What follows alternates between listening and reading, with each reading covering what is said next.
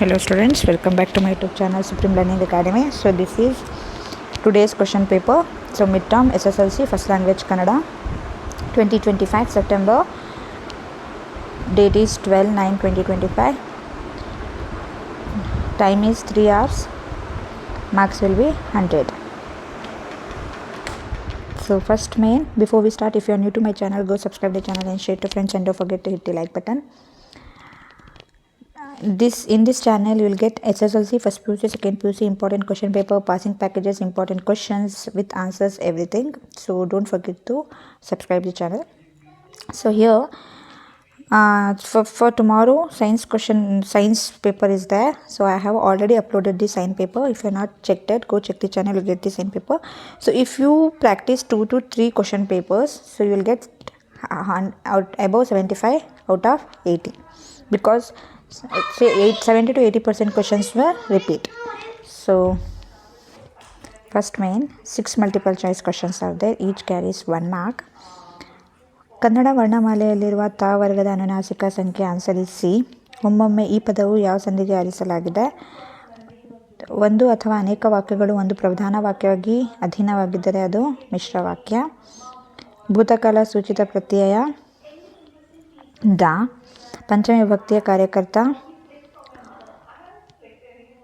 Then Rajiv ಸಖ ಪದ ಈ ಸಮಾಸಕ್ಕೆ ಉದಾಹರಣೆಯಾಗಿದೆ. ನೆಕ್ಸ್ಟು ಕೆಳಗಿನವುಗಳು ಮೊದಲೆರಡು ಪದಗಳಿಗೆ ಸಂಬಂಧಿಸಿದಂತೆ ಮೂರನೇ ಪದಕ್ಕೆ ಸರಿಯಾಗಿ ಹೊಂದುವ ಪದವನ್ನು ಬರೆಯಿರಿ. ಇದು 4 ಮಾರ್ಕ್ಸ್ಗೆ. ನೆಕ್ಸ್ಟು 7 ಕ್ವೆಶನ್ಸ್ ಇರುತ್ತೆ 1 ಮಾರ್ಕ್ಗೆ. ಶಾನುಭೋಗರ ಬ್ರಹ್ಮಾಸ್ತ್ರ ಯಾವುದು? ಹಸಿದು ಮಲಗಿದ ಹುಲಿಯು ಏನೆಂದು ಯೋಚಿಸಿತು? ವಿಶ್ವೇಶ್ವರನಿಗೆ ವಿದ್ಯಾರ್ಥಿ ವೇತನ ನೀಡಿದ ಮೈಸೂರಿನ ದಿವಾನರು ಯಾರು? ಮನೆ ಮಂಚಮ್ಮನ ಕಥೆ ಹೇಳಿದ ಕವಿ ಯಾರು? ಮನೆ ಮಂಚಮ್ಮ ಕವಿ ಯಾರು? ನೆಕ್ಸ್ಟ್ ಕಾಡು ಮೇಡುಗಳ ಸ್ಥಿತಿ ಹೇಗಿದೆ? ಫಲಗುಣ ಎಂದರೆ ಯಾರು? ಪುಟ್ಟಪುರಿಯ ಅಮ್ಮ ಗುಡಿಸಿನಲ್ಲಿ ಹೇಗೆ ಮಲಗಿದ್ದಾಳೆ? ದೆನ್ 3-4 ವಾಕ್ಯ ಹತ್ತಿರುತ್ತೆ 2 ಮಾರ್ಕ್ಸ್ಗೆ. ಸೊ ಇವತ್ತಿನ ಪೇಪರ್ ಇದು. ನೆಕ್ಸ್ಟು ಕವಿ ಪರಿಚಯ 2, ದೆನ್ ಛಂದಸ್ಸು 3 ಮಾರ್ಕ್ಗೆ, ಕವಿ ಪರಿಚಯ 6 ಮಾರ್ಕ್ಗೆ, 1ಕ್ಕೆ 3 ಮಾರ್ಕ್ಸು. ದೆನ್ ಅಲಂಕಾರ 3 ಮಾರ್ಕ್ಸ್ಗೆ, ಗಾದೆ 3 ಮಾರ್ಕ್ಗೆ. ಸಂದರ್ಭ 6 ಇರುತ್ತೆ, 1ಕ್ಕೆ 3 ಮಾರ್ಕ್ಸು, 18 ಮಾರ್ಕ್ಸ್ ಸಂದರ್ಭ. ನೆಕ್ಸ್ಟ್ ಪೋಮು. ನೆಕ್ಸ್ಟು ಭಾವಾರ್ಥವನ್ನು ಬರೆಯಿರಿ, ಸಾರಾಂಶ. ಪೋಮ್ ಕೊಟ್ಟಿದ್ದಾರೆ, ಅದನ್ನು ಓದು, ಅದರದ್ದು ಸಾರಾಂಶ ಬರೀಬೇಕು. 8-10 ವಾಕ್ಯ 2 ಬರೀರಿ, 4 ಮಾರ್ಕ್ಗೆ 8. ದೆನ್ ಪ್ಯಾಸೇಜ್ ಓದಿ ರಿಲೇಟೆಡ್ ಕ್ವಶನ್ಸ್ಗೆ ಆನ್ಸರ್ ಬರೀಬೇಕು.